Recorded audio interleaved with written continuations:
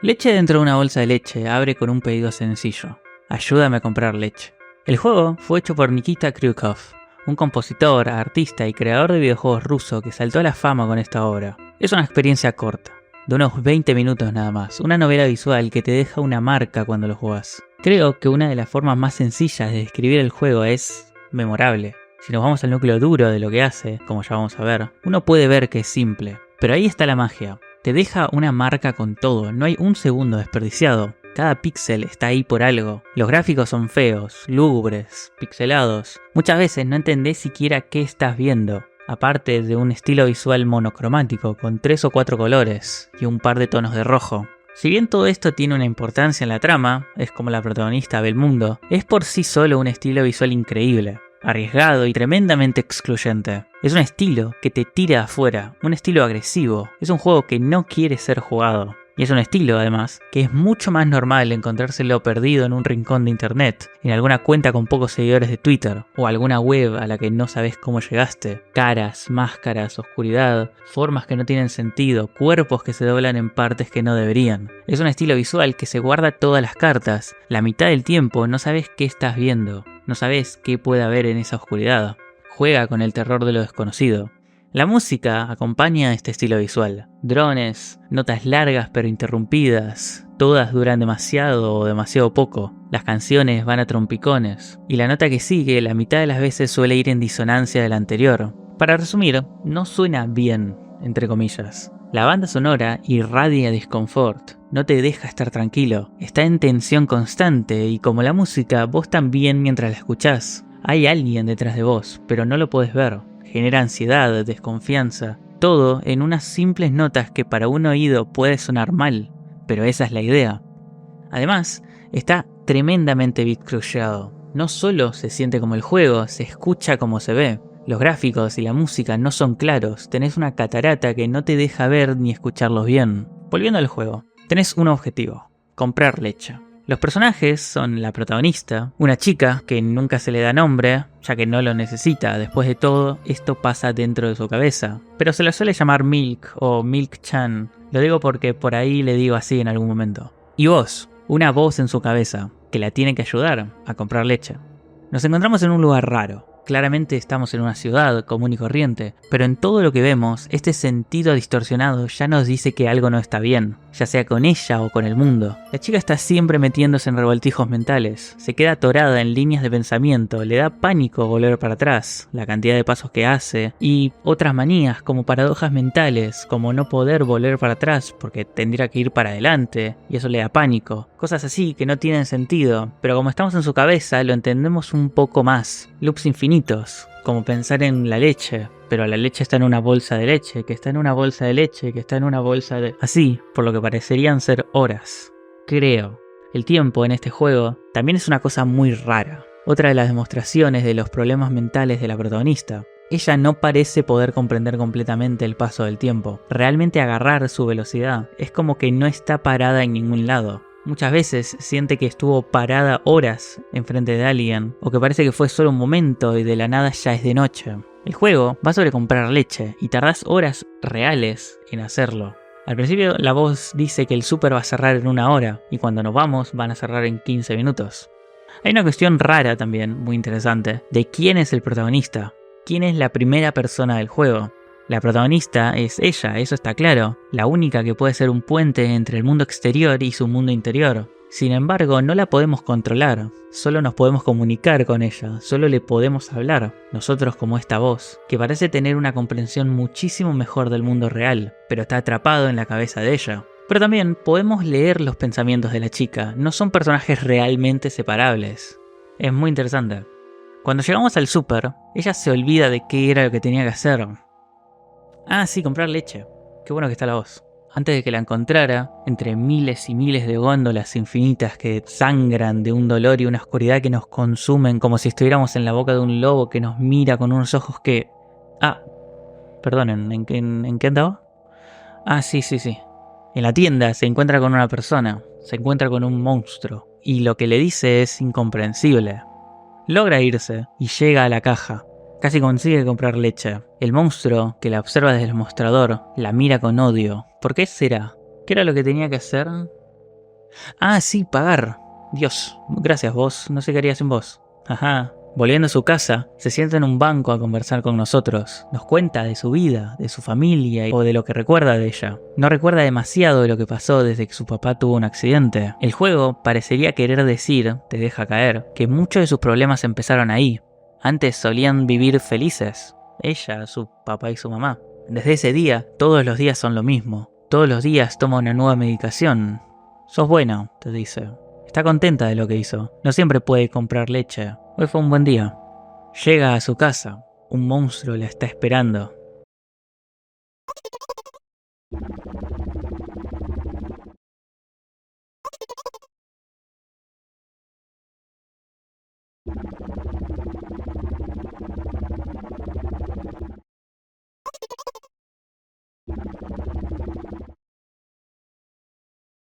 Y se va a su habitación. Así termina Milk Inside a Bag of Milk. Aunque hay otro final, si bien es más una especie de game over. Durante los diálogos podés elegir ayudarla o antagonizarla, ponerte en su contra, llamarla de todo. Cuando haces eso, el juego se corta. La música salta, ya no me servís más, voy a probar otra cosa, te dice. Y vuelve a la pantalla de título. Vos, como la voz, en realidad no sos uno más de los entes de su esquizofrenia. Vos jugás, como la medicación que se toma. Cuando pones tu nombre al principio, es ella viendo la caja en una nueva prescripción, otra más, de cajas y cajas que llenan toda su habitación. Esta solo es otra, qué bueno que esta le haya ayudado. Un par de años después salió la secuela, leche fuera de una bolsa de leche, fuera de una bolsa de leche, fuera de una bolsa de... Mientras que el primer juego era un proyecto pequeño, un juego hecho en tiempos libres, sin ninguna creencia real de que le hubiera pegado todo lo que la pegó. El segundo se trata ya de algo mucho más grande. Ahora hay expectativas, gente viendo, gente que espera qué vas a hacer a continuación. Leche fuera, como lo voy a llamar desde ahora, es una obra muchísimo más meditativa que la primera. Una obra sobre el juego en sí, ya no una simple analogía de un caso que puede pasarle a todo el mundo. Deja de ser una obra sobre la enfermedad mental en general, a ser un estudio sobre ella en específico, Milk. Digo, sigue siendo sobre la salud mental, no digo que no. El aumento de presupuesto es aparente al instante. Leche fuera abre con una animación preciosa, una animación muy inspirada en los animes de principio de los 2000, incluidos muchos artefactos en la imagen que le terminan de dar ese toque de anime de baja resolución, de archivos que fueron perdiendo calidad con cada nuevo torrent compartido. Es una imagen muy nostálgica incluso si nunca la viviste. El diseño de la protagonista también es muy fácil decir, que está muy fuertemente inspirado en el diseño de Lane, de Serial Experiment Lane, obra que toca muchos temas similares que esta secuela. Lo que consiguieron con esta animación es realmente increíble. Está tan bien hecho y con un amor que se nota de tal manera. No es una parodia, ni está hecho porque sí. Parece el recorte de un anime de una realidad paralela. Tiene todos los clichés que te puedes esperar, pero hechos con tacto, no desde el fanservice barato. Esta secuencia introductoria nos cuenta lo que ya vimos, lo que vivimos en el primer juego. Ella yendo a comprar leche y volviendo a su casa. Ahora visto en tercera persona, donde parece que alguien la observa. Y ella lo sabe. Cuando llegamos a la casa, vuelven los pensamientos peligrosos, los loops mentales, la ansiedad. ¿Habrá un zombie detrás de esa puerta? ¿Qué pensará la leche por haberla comprado? La traje a su final después de todo, me debo odiar. Y cosas así. Un rato después aparece la madre. El estilo gráfico la deja ver mucho mejor, si bien quizás no dé tanto miedo. El estilo del primero era tan apartado de todo que daba una sensación irrealizable cuando todo está más claro. Sin embargo, lo grotesco y lo distorsionado del cuerpo queda más a relucir. Es una imagen horrible, parece uno de los monstruos del viaje de Chihiro. Ella la encuentra a Mick-chan retorciéndose en el piso. Le pregunta si tomó leche, la estrangula y le inyecta un líquido negro desde sus afiladas manos. La primera vez que lo vi yo tampoco lo entendí demasiado, pero es bastante claro lo que pasa si uno vuelve a la lógica de este tipo de juegos. Nosotros ya habíamos visto cómo ella ve a la gente común, cómo toma con agresividad todo por el trauma que le queda. Podemos decir con bastante seguridad que lo que pasa acá es que ella ingiere leche, le da un ataque alérgico y su madre le da una inyección de adrenalina para resucitarla. Luego de este episodio se va a su habitación. Una habitación desordenada. Toda su vida ocurre entre estas cuatro paredes. Unas pastillas que no sabe bien qué hacen tomaron posesión de la canilla hace muchísimo tiempo. Años quizás. Ella las odia. Intenta hacer su propia medicina, pero siempre vuelve a ellas. La hacen sentirse mejor. Y con las pastillas vuelve la voz. Volvemos nosotros. Como si no hubiera pasado nada. La última vez que se vieron fue solo un rato antes, después de todo. El objetivo de este juego es diferente: irse a dormir. Los pensamientos de su cabeza están tan desordenados como su habitación, no le dejan pegar un ojo. Los minutos se transforman en horas, las horas en días, hasta que se desploma el sueño. La voz le propone pensar en estos pensamientos como si fueran luciérnagas y buscarlas por toda la habitación. Lo que en el primer juego era una novela gráfica, una estrategia propia para querer hacer, aunque sea lo más simple, por parte de la protagonista. En el segundo se le suma una aventura gráfica a la ecuación, seleccionando objetos de la habitación para hablar de los pedazos de la psiquis de la protagonista. Es una entrega muchísimo más meditativa, va de ir pelando las capas de la mente de Milk. El estilo visual cambió, pero mantiene el carácter tan único del primero. Todo vive en tonalidades de rojo. Los fondos siempre hacen que me venga a la cabeza Haikni Lang de Saikada. Fondos que van cambiando todo el tiempo. Es un estilo visual muchísimo más lindo, muchísimo más atractivo a la vista. Encontrar a las luciérnagas hace que sepamos un poquito más de todo. Esto es algo habitual en esta clase de juegos. Nada te es dado directamente. Todo tiene que interpretarse entre muchos narradores y una involuntariedad de los protagonistas. Pero es también el encanto de todo esto. Voy a tratar de no ir demasiado en detalle, ni irme a teorías ni simbolismos rebuscados, ya que la experiencia es más importante que el resultado. Hay 5 luciérnagas para encontrar. La primera de estas se esconde en su mochila. Milk nos cuenta que ella solía ir a la escuela, hasta que un día su papá fue para sacarla de ahí de un día para otro. Compró leche, cenaron y se fueron a dormir.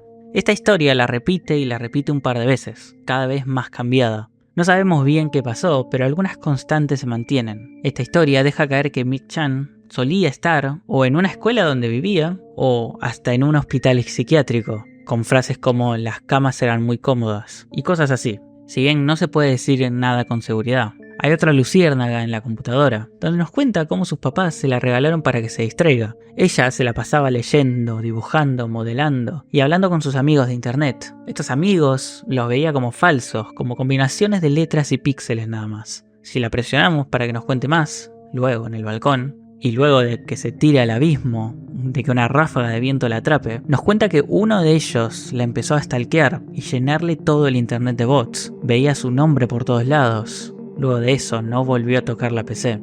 No sabemos realmente si esto es así o no. Todo esto puede ser una creación de su paranoia, de ese supuesto alguien que siempre la está observando. O puede ser que este ataque sea el que haya provocado que ella no confíe en nadie más. La causa y efecto, en mi opinión, son intercambiables, por todo lo que sabemos. Vuelve a despertar. Todo esto fue una ilusión. No cayó por este laberíntico complejo de edificios. Y no es una experiencia que le resultara rara. Suele morir todos los días. Esto de tirarse por el balcón es imposible que no me haga acordar a Yume Nikki, otra de estas obras íntimas, sobre niñas con problemas psicológicos rebuscando por sus sueños. Dios mío, qué cosa horrible acabo de decir. Otras 2 luciérnagas están en las medicinas y en sus notas sobre ellas que ella misma escribió. Además de ser muy confusas por su extensión y cantidad, Milk no parece tener una muy buena memoria. La última está en un libro que mantiene en blanco. No será que lo llene, no podría pedirle uno nuevo a su madre. No se hablan demasiado. Habiendo podido recolectar alguna o todas las luciérnagas, lográs que se acueste. Y antes de empezar con los finales, quiero decir una cosa. ¿Qué significa la leche? Porque en este juego cumple un rol central. En el primero era más un detalle, era la demostración de los problemas que tenía la chica. Todo el juego va sobre lo mucho que le puede costar a una persona con problemas psicológicos, algo tan simple como comprar leche, algo que uno hace sin pensar. Y te pone en sus zapatos para que lo experiencies de primera mano. Pero en el segundo, cumple un rol central en la trama. La leche es el epicentro de sus problemas, el vacío que ella ve cuando va a la terraza. No me voy a extender mucho, porque considero que no es tan importante, pero habiendo leído teorías al respecto, lo más probable es que ella fuera alérgica a la leche, en plan alérgica, no solo intolerante a la lactosa, y mientras que el padre le daba leche para intentar quitarle esta reacción, la madre estaba completamente en contra. Esto le generó horrores a Milk, posiblemente generando muchos de estos traumas. Hay una pila de cartones de leche tiradas en su habitación que ella no puede ni ver. Y aparte generó que se quebrara la familia con el suicidio de su padre después de tirarse de un balcón. Ahora sí, los finales. Este juego cuenta con 5 finales. Los 5 sueños que te pueden aparecer cuando conseguís que ella se vaya a dormir. Cada uno es más críptico que el anterior. No son finales per se, sino que te dejan ver un poco más de la imagen completa. Ninguno es una resolución, no hay respuestas. Pero deberíamos estar contentos de que se haya podido dormir en general. Por cierto, no parece tener demasiado sentido qué es necesario para activar cada uno de estos sueños. Y no tiene nada de malo solamente mirar una guía y sacártelos. No te perdés de nada. Pero eso puede ser error mío, yo no les encontré ningún sentido. Otra cosa es que no hay ningún tipo de orden. Voy a ir con quizás el que sea el más usual de sacártelos mientras jugás al juego. El primer final, y el más fácil de sacar, nos lleva de vuelta a la primera entrega. No tiene problema en reproducir completamente las excentricidades de esta, aunque con un apartado más claro para los personajes. Ahí, Milk se encuentra con Treska, que significa bacalao en ruso. No sé si eso significará algo. Y van a comprar leche juntos. Llegan al súper donde él se queda congelado tratando de hablar con alguien, y lo hace de vuelta a la hora de pagar por la leche. El resto de la gente trata a Milk como si fuera la madre del chico. Ella no parece tener ningún problema social en este sueño. Se van y vuelven en silencio. Treska se adelanta y le dice a Milk, parece que no me estás ayudando. Milk se despierta llorando. Bueno, esta es una reproducción del primer juego. Hasta eso es claro. Ahora desde otro punto de vista más, desde una tercera persona. También puede ser que ponga a Milk en lo que muchas veces vivió su papá en algún otro episodio similar. Quizás de ese día que la fue a sacar de la escuela. El hecho de que vuelvan en silencio parece querer demostrar que se trata del mismo episodio. Y por último, el final del sueño es una reproducción del final malo de la primera entrega. Ya no te necesito, poniendo en la mesa la posibilidad de que ella se haya puesto en el lugar del que estabas vos, el jugador. El segundo final es una serie de mañanas. Estos sueños que parecen repetirse todo el tiempo. Este final me encanta, es realmente mucho más perturbador que realmente de terror. Milk, al verse al espejo, se va imaginando a ella misma de formas cada vez más retorcidas, pero no tiene otra cosa más que aceptarlo e ir a la escuela. De vuelta, me recuerda mucho al horror corporal tan presente en obras como Yume Nikki. Todo parece estar mal, pero tiene que actuar como si todo estuviera bien. También puede ser una alusión a lo que ella cuenta que solía hacer cuando no se podía dormir. Luego de estar horas acostada en la cama, se rendía y actuaba como si ya fuera de mañana. Se lava los dientes y se vestía, para acostarse de vuelta e intentarlo de nuevo. Milk se despierta llorando. El tercer final pone a Milk en unas escaleras infinitas, en un pilar sin fin entre filas y filas de pilares que parecen ir hasta donde la vista puede llegar, y mucho más. Parece un lugar sacado del mundo de Blame. Una voz le habla, no una voz interior, la voz de un dios, de un ser que no puede comprender. Le habla con referencias que no entiende, le pregunta cosas que no puede responder. Milk desciende. La voz le sigue hablando. Tenés que ser positiva. Algún día lo vas a entender. Algún día vas a entender qué pasa. ¿Lo entendés? Milk se despierta llorando. Atmosféricamente este final es genial. Este tipo de horror me fascina personalmente. Ser una mota de polvo en un mundo simplemente incomprensible para nosotros. Yendo a alguna teoría de qué podría significar, puede ser una representación de una visita al psicólogo y lo que pasa dentro de la cabeza de la protagonista. Una voz que le pide saber cómo se siente, cómo seguir avanzando, pero que cae en oídos sordos de una chica que no la puede escuchar, no lo puede entender, por ahora al menos. Estos pilares y este descenso puede ser ella literalmente bajando hacia sus problemas, hacia resolverlos o al menos investigarlos, en lugar de reprimirlos como podemos ver que hace durante todo el juego.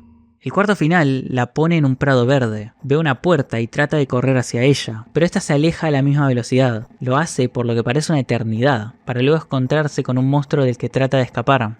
La verdad que una narración mía nunca le haría el mérito que merece. Es una narración que te quita el aliento. Si podés, después buscala, experimentala por vos mismo, o jugá el juego. Milk se despierta llorando. Y el quinto y último final, para que se active tenés que haber agarrado el número de una pizzería que tenía tirada a Milk en su habitación. Es un final mucho más positivo para lo que es este juego. Muestra una serie de conversaciones que tiene ella con el chat de esta pizzería. No sabemos muy bien si del otro lado hay una persona o solo una máquina automática. No hacen mucho más que tirarle ofertas cada vez que le habla. Milk va en tangentes larguísimas, sobre ella, sobre tener la cabeza tan llena de cosas que no puede meterle cosas del exterior, del miedo que tiene, de lo sola que está, todo escrito en un chat sin importancia. Solo la acompañan los sonidos de tipear y de mandar mensajes. Los gráficos de este final son los únicos normales de todo el juego. Parecen los gráficos de los finales del Valhalla, sin ningún filtro o experiencia sobrenatural. Quizás ella se siente al menos un poco normal mientras puede decir todo esto. Aunque nadie la escuche, algo es algo. No tiene a nadie más. El sueño termina con ella en medio de unas vías, perdida en su mundo. Los ruidos de un tren se hacen cada vez más fuertes. Ella sigue mandando mensajes, con la cabeza en otra cosa. Milk se despierta llorando. Milk Inside a Bag of Milk y Milk Outside a Bag of Milk son dos juegos increíbles. Jugar los dos, ver todo el contenido que tienen para ofrecer, no te lleva más de 3 o 4 horas. Sin embargo es, sin ninguna duda, una de las experiencias más memorables que nos trajo el mundo de los videojuegos indies en lo que va de década, que no es para nada poco. Un salto al vacío en una cabeza tan especial como cotidiana, algo que le podría pasar a todo el mundo. Mientras que el primero es, y se siente mucho más especial, el segundo va mucho más en profundidad de todo lo que quiere hacer.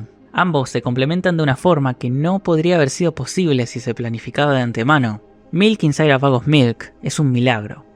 Es lo hermoso de todo esto. Con un estilo visual y sonoro tan especial, tan horrible, tan macabro, tan pesado, que no se te puede ir de la cabeza en un buen tiempo. Un juego que siempre me viene de vuelta cuando menos me lo espero. Y también es mucho más que un juego turbio o un juego al que se le puede sacar todas las teorías que quieras. Es una experiencia que le recomiendo a todo el mundo para, entre muchas cosas, demostrar de lo que es capaz este medio.